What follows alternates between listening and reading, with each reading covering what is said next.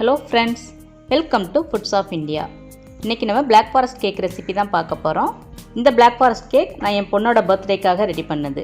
இந்த மாதிரி பர்த்டேக்கெலாம் கேக் நம்ம வீட்டிலே ரெடி பண்ணி கொடுத்தோம்னா அவங்களுக்கு ரொம்ப சந்தோஷமாக இருக்கும், நம்மளுக்கும் ரொம்ப திருப்தியாக இருக்கும். இந்த பிளாக் ஃபாரஸ்ட் கேக் இன்றைக்கி நான் 1 kgயில் ரெடி பண்ணியிருக்கேன். வாங்க எப்படி ரெடி பண்ணலாங்கிறத இப்போ நம்ம பார்ப்போம். என்னோட அவன் சின்ன அவன் அப்படிங்கிறதுனால நம்ம 2 கேக்கை தனித்தனியாக ரெடி பண்ணிக்கலாம். மொதல் கேக் ரெடி பண்ணுறதுக்கு 1 கப் மைதா மாவு எடுத்துக்கலாம். இது கூடவே 1/4 கப் கொக்கோ பவுடர் எடுத்துப்போம்.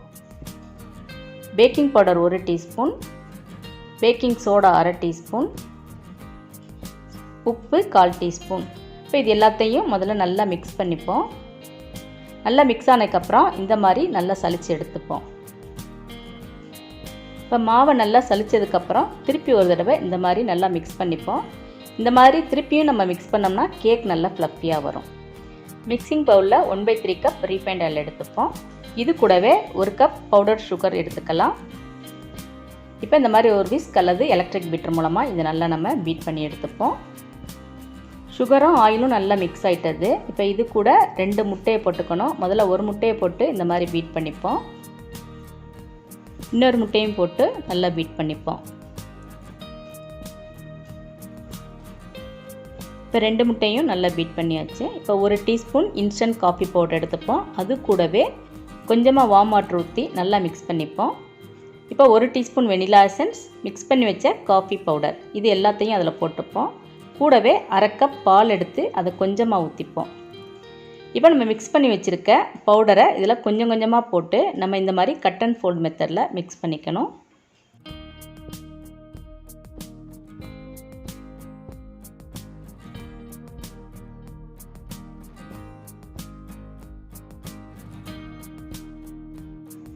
இப்போ மாவையும் மிக்ஸ் பண்ணியாச்சு. இந்த டைம் தேவைப்பட்டால் நம்ம இன்னும் கொஞ்சம் பால் கூட ஊற்றிக்கலாம். இந்த பேட்டர் ரொம்ப திக்காக இருந்ததுன்னா மீதம் இருக்க பாலையும் இதோட ஊற்றி இதை நம்ம நல்லா மிக்ஸ் பண்ணிக்கலாம். இப்போ நம்மளோட கேக் பேட்டர் ரெடி ஆயிடுச்சு. இந்த கேக் ரெடி பண்ண இன்றைக்கி நான் 6 இன்ச் பேன் எடுத்திருக்கேன். இதில் ஆயில் இந்த மாதிரி நல்லா ஸ்ப்ரெட் பண்ணிப்போம். பட்டர் பேப்பரை இந்த மாதிரி நம்ம அளவெடுத்து கட் பண்ணி எடுத்து வச்சுப்போம். இப்போ அந்த பேப்பரை உள்ளே வச்சு அதுக்கு மேலேயும் நம்ம ஆயில் இந்த மாதிரி நல்லா ஸ்ப்ரெட் பண்ணிப்போம். இப்போ நம்ம மிக்ஸ் பண்ணி வச்சுருக்க கேக் பேட்டரை இதில் ஊற்றிக்கலாம்.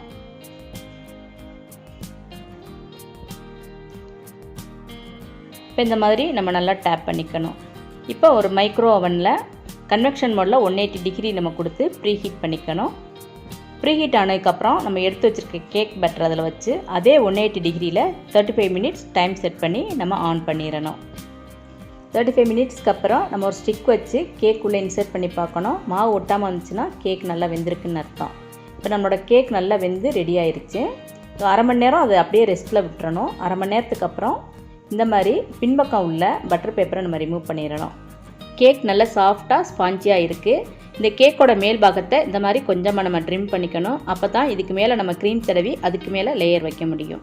நான் 4 லேயரில் கேக் ரெடி பண்ணுறதுனால இந்த கேக்கை நான் 2 லேயராக கட் பண்ணிக்கிறேன். நீங்கள் விருப்பப்பட்டால் இது 1 லேயராகவே நம்ம வச்சு கேக் ரெடி பண்ணிக்கலாம். இப்போ 2 லேயராக கட் பண்ணியாச்சு. இதே மெத்தடில் இன்னொரு கேக் நம்ம ரெடி பண்ணி அதையும் நம்ம 2 லேயராக கட் பண்ணி எடுத்துக்கலாம். அப்போ நம்மளுக்கு 4 லேயர் இப்போ ரெடி ஆகிட்டது. உங்களோட அவன் பெரிய சைஸாக இருந்ததுன்னா ஒரே டைம்லேயே நம்ம 2 கேக் இந்த மாதிரி ரெடி பண்ணி எடுத்துக்கலாம். 1 கப் மைதா மாவுக்கு பதிலாக நம்ம 2 கப் போட்டுக்கணும். அதே மாதிரி எல்லாத்தோட அளவையும் நம்ம டபுள் மடங்கு ஆக்கிக்கணும். கேக்குக்கு தேவையான 4 லேயர் இப்போ நம்ம ரெடி பண்ணியாச்சு. இப்போ நம்ம செர்ரி சிரப் ரெடி பண்ணிடலாம். பேக்கரியில் இந்த மாதிரி செர்ரிஸ் கிடைக்கும், இதையும் நம்ம யூஸ் பண்ணிக்கலாம். அப்படி இல்லைன்னா இந்த மாதிரி கேண்டு செர்ரிஸும் நம்ம யூஸ் பண்ணிக்கலாம். இன்றைக்கி நான் இந்த கேண்டு செர்ரிஸ் தான் யூஸ் பண்ண போகிறேன். இந்த கேனில் இருக்க செர்ரிஸில் நம்ம பாதி அளவு தான் யூஸ் பண்ண போகிறோம். அதனால் பாதி அளவு எடுத்து நம்ம ஒரு பவுலுக்கு மாற்றிக்கலாம். மீதி பாதியை ஒரு ஏர்டைட் கண்டெய்னரில் எடுத்து ஃப்ரிட்ஜில் ஸ்டோர் பண்ணி வச்சுக்கலாம். தேவைப்படும் போது நம்ம அதை யூஸ் பண்ணிக்கலாம். அதே மாதிரி செர்ரி சிரப்பையும் நம்ம பாதி அளவு எடுத்து வச்சுப்போம். இப்போ இந்த செர்ரியில் கொஞ்சமாக தனியாக எடுத்து வச்சுக்கலாம். இது டெக்கரேஷனுக்கு தேவைப்படும். முதல்ல செர்ரி சிரப்பை ஒரு பாத்திரத்துக்கு மாற்றிப்போம். இந்த செர்ரியில் இருக்க விதையெல்லாம் நம்ம எடுத்துகிட்டு இதை பொடி பொடியாக நறுக்கி இந்த சிரப்பில் போட்டுக்கலாம். இந்த செர்ரி சிரப் இல்லை அப்படின்னா நம்ம ஒரு 1/4 கப் ஜீனியை 1/4 கப் தண்ணி விட்டு நல்லா அடுப்பில் சூடு பண்ணி ஆற வச்சு அதையும் நம்ம சிரப்பாக யூஸ் பண்ணிக்கலாம். இப்போ பொடி பொடியாக நறுக்கி வச்ச செர்ரி கூட 3 டேபிள் ஸ்பூன் அளவுக்கு ஜீனி போட்டுப்போம். இப்போ அது அடுப்பில் மீடியம் ஃப்ளேமில் வச்சு ஒரு 5 நிமிஷம் நல்லா கொதிக்க விடுவோம். அந்த மாதிரி கொதிக்க விட்டோம்னா அந்த செர்ரியெல்லாம் நல்லா வெந்து சாஃப்டாயிரும். 5 நிமிஷத்துக்கு அப்புறம் அடுப்பு ஆஃப் பண்ணி இதை நல்லா கூல் பண்ணிப்போம்.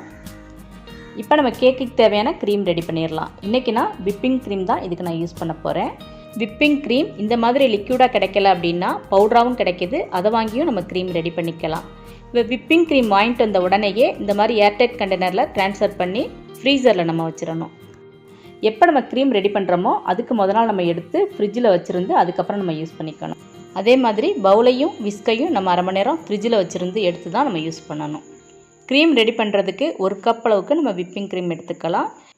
எலக்ட்ரிக் பீட்டர் மூலமாக இதை நம்ம விப் பண்ணிக்கலாம். முதல்ல மினிமம் ஸ்பீடில் வச்சு நம்ம விப் பண்ணணும். ஒரு நல்ல க்ரீமியாக வந்ததுக்கப்புறம் நம்ம கொஞ்சம் கொஞ்சமாக ஸ்பீடை கூட்டி ஹை ஸ்பீடில் வச்சு ஒரு ஸ்டிஃப் பீக் வர வரைக்கும் நம்ம இதை நல்லா விப் பண்ணிக்கணும்.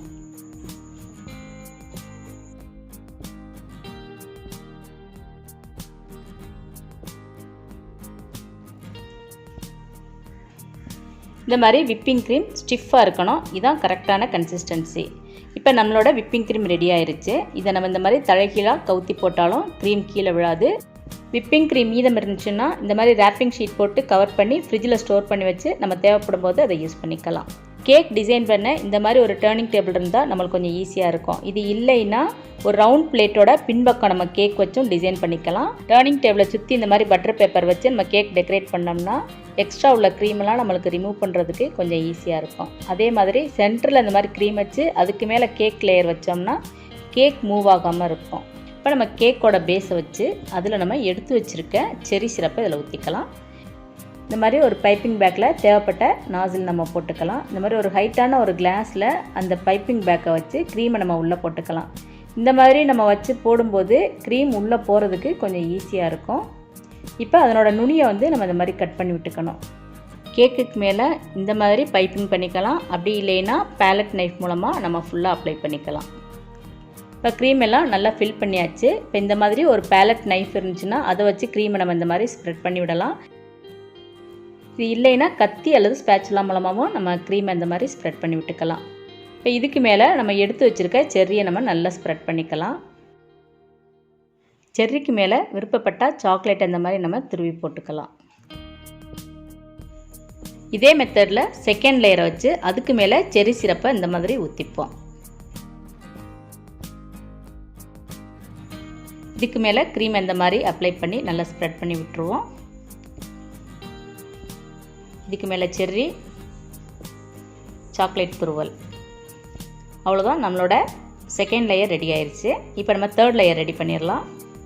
Cherry syrup, cream, cherry, chocolate துருவல். ஃபைனலாக 4வது லேயரையும் இந்த மாதிரி வச்சுருவோம். மீதம் இருக்க செர்ரி சிரப் எல்லாத்தையும் இதில் நம்ம ஊற்றிடலாம். க்ரீம் இந்த மாதிரி ஃபுல்லாக அப்ளை பண்ணிப்போம். இதுக்கு க்ரீம் கொஞ்சம் அதிகமாக தேவைப்படும். இப்போ இதை நல்லா இந்த மாதிரி ஸ்ப்ரெட் பண்ணி விடுவோம். கேக்கோட சைட்லையும் இந்த மாதிரி பேலட் நைஃப் வச்சு ஃபுல்லாக க்ரீமை நம்ம அப்ளை பண்ணிக்கலாம். அதை நல்லா இந்த மாதிரி சமப்படுத்திக்கணும். சாக்லேட் துருவில் இந்த மாதிரி சைடு ஃபுல்லாகவும் மேலேயும் நம்ம நல்லா ஸ்ப்ரெட் பண்ணிப்போம். இப்போ இதே கேக்கை நீங்கள் 1/2 kg ரெடி பண்ணோம் அப்படின்னா 1 கப் மைதா மாவோட நம்ம அதை நிறுத்திடலாம். அதை நம்ம 2 பார்ட்டாக கட் பண்ணி அதில் இந்த மாதிரி நம்ம க்ரீமை தடவி 1/2 kg கேக்காக நம்ம ரெடி பண்ணிக்கலாம். கேக்கோட அடியில் ஃபுல்லாக நம்ம டிசைன் போடணும். அதனால நம்ம மெதுவாக பட்டர் பேப்பரை ரிமூவ் பண்ணிடலாம். பட்டர் பேப்பர் ரிமூவ் பண்ண உடனேயே நம்ம பைப்பிங் பண்ண தேவையில்லை. இந்த கேக்கை அப்படியே ஃப்ரிட்ஜில் ஒரு அரை மணி நேரம் நம்ம வச்சுருப்போம். அப்போ தான் அது நல்லா செட் ஆகும். அதுக்கப்புறம் நம்ம பைப்பிங் பண்ணலாம்.